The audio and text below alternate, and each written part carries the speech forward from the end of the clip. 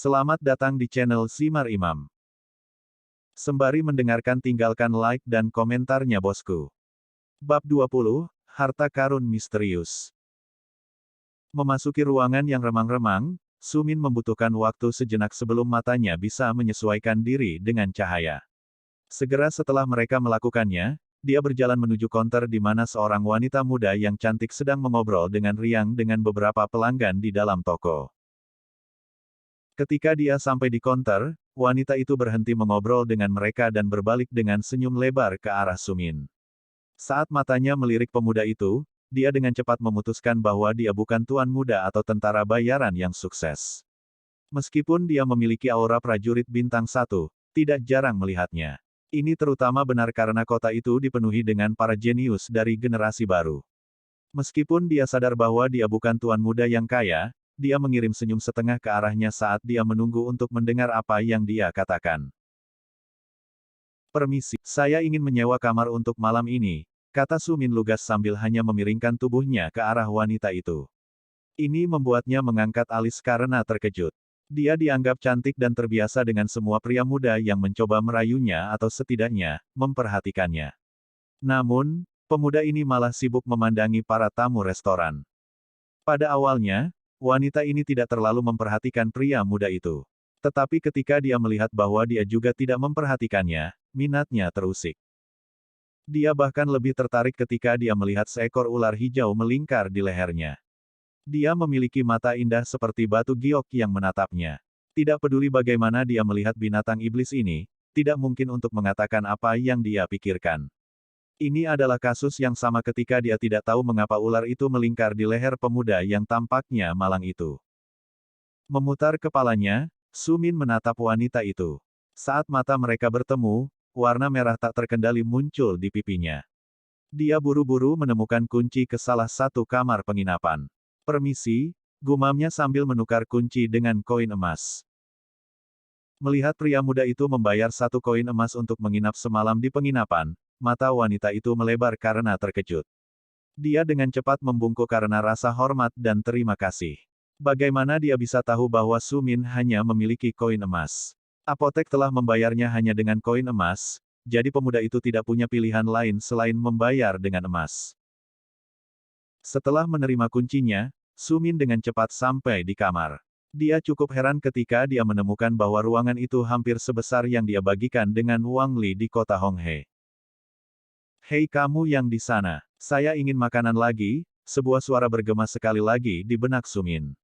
Senyum kecut muncul di wajahnya. Ular ini memakan banyak makanan, namun, Sumin sudah memutuskan untuk memberi makan ular itu semua yang bisa dimakannya. Dia ingin berteman dengan ular itu, tetapi pemuda itu mulai bertanya-tanya apakah dia punya cukup uang untuk memelihara ular itu atau tidak. Untuk saat ini, dia melakukan apa yang dia bisa untuk mengakomodasi itu. Pindah ke bawah, Sumin menemukan meja kecil di sudut restoran. Dia menyeringai ketika dia melihat bagaimana wanita dari konter berjalan menuju mejanya. Dia sudah siap menerima pesanannya.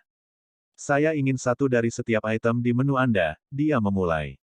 Saat dia mengucapkan kata-kata itu, dia bisa merasakan kebahagiaan yang muncul dari ular itu saat dia perlahan-lahan merayap di lengannya dan melingkar di atas meja.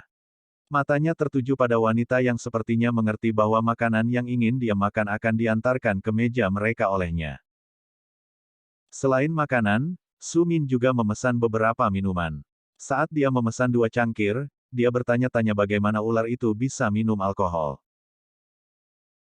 Meskipun butuh beberapa waktu untuk makanan dikirim ke meja mereka, minuman tiba segera setelah dipesan. Sumin menuangkan secangkir untuk dirinya sendiri dan ular itu masing-masing, tersenyum ketika dia melihat ekspresi ragu-ragu di wajah ular itu. "Ayah selalu menyuruhku untuk tidak meminum ini," gumamnya.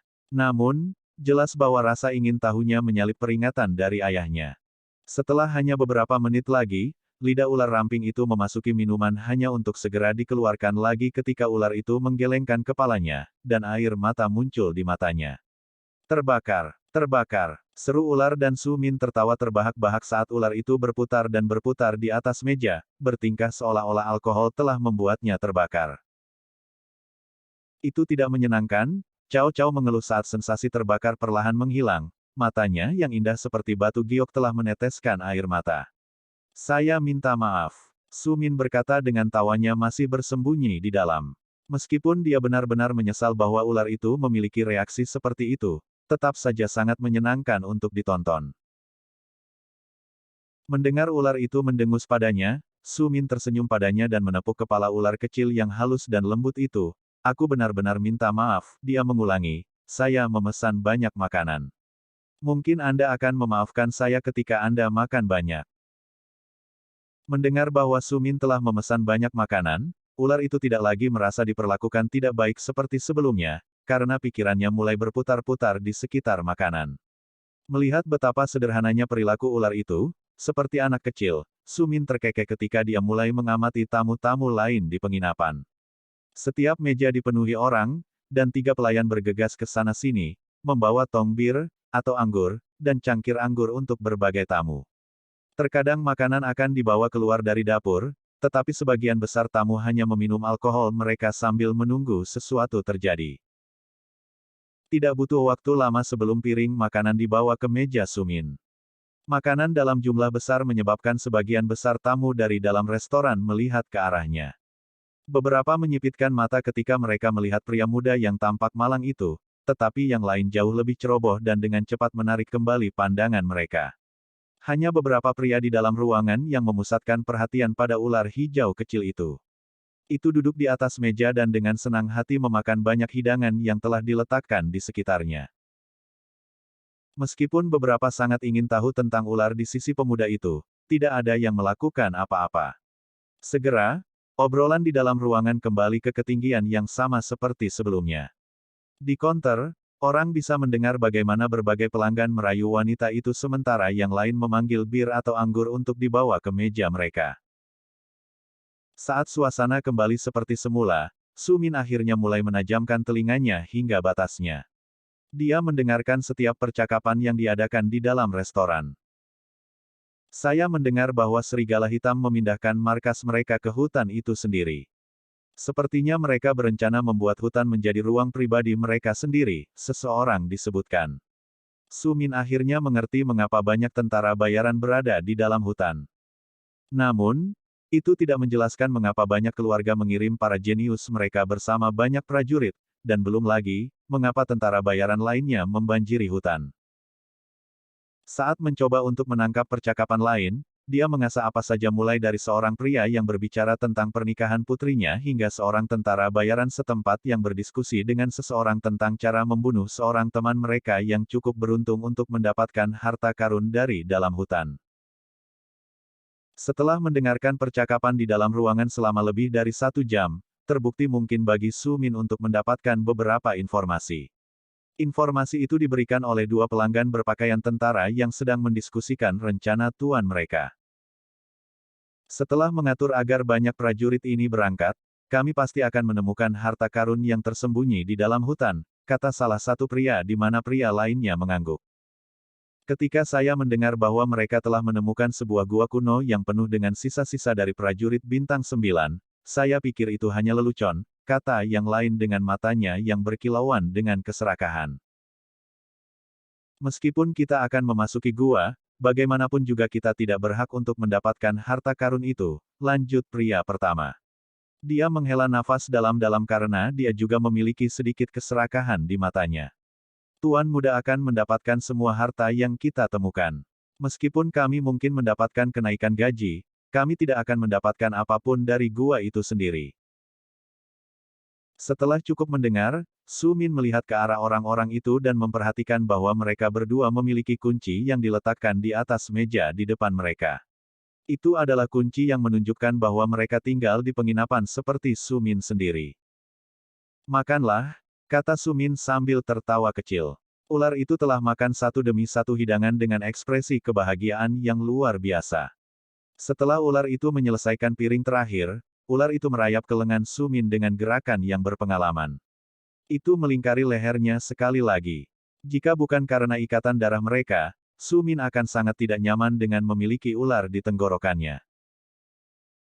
Kedua anak muda, pria dan ular, bergerak menuju kamar mereka di mana mereka berdua duduk.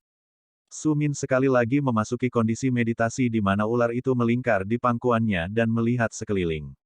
Dari waktu ke waktu, dia meraih satu atau dua percikan cahaya kemasan. Malam berlalu dengan cepat. Saat dia bangun keesokan paginya, Sumin merasa jauh lebih energi daripada sebelumnya. Terlalu banyak tentara bayaran memasuki hutan dan dia merasa bahwa dia harus masuk untuk melihat apa yang sedang terjadi. Namun, tidak seperti kebanyakan pria yang masuk, Sumin tidak ingin mencapai apapun dari gua itu sendiri. Sumin sudah memiliki senjata hebat yang diberikan kepadanya oleh gurunya, Wang Li. Dia juga memiliki ular yang jauh lebih kuat dari dirinya sendiri. Ketika datang ke seni bela diri, dia belajar Radiant Jade Sower. Saat ini, dia merasa seolah-olah dia memiliki semua yang dia butuhkan. Namun, dia masih ingin melihat kejutan di dalam gua. Pada saat yang sama, dia ingin melihat para jenius dengan lebih baik untuk mengukur kekuatannya sendiri terhadap kekuatan mereka. Bangun pagi-pagi, Sumin pergi ke restoran tempat dia memesan sarapan untuk dia dan Cao Cao. Ular itu dipenuhi kegembiraan karena mengerti bahwa mereka akan memasuki hutan sekali lagi. Biarkan aku membunuh beberapa dari mereka kali ini, Cao Cao berkata dengan semangat seperti anak kecil. Ini adalah sesuatu yang menyebabkan Sumin sedikit mengernyit. Meskipun dia sadar bahwa dia harus membunuh manusia untuk tetap hidup dan membuktikan kekuatannya, dia tetap memilih untuk tidak membunuh jika tidak ada alasan. Jika salah satu dari pria yang mereka temui memiliki niat buruk, dia akan sama kejamnya dengan pemimpin keluarga Zhong ketika dia tahu bahwa Su Wu telah terbunuh. Menghabiskan makanannya dengan cepat, Su Min tersenyum sambil mengambil Cao Cao dan membiarkan ular itu melingkari lehernya sekali lagi. Keduanya, manusia dan ular, meninggalkan penginapan dan mengikuti banjir besar manusia yang berjalan menuju hutan di depan.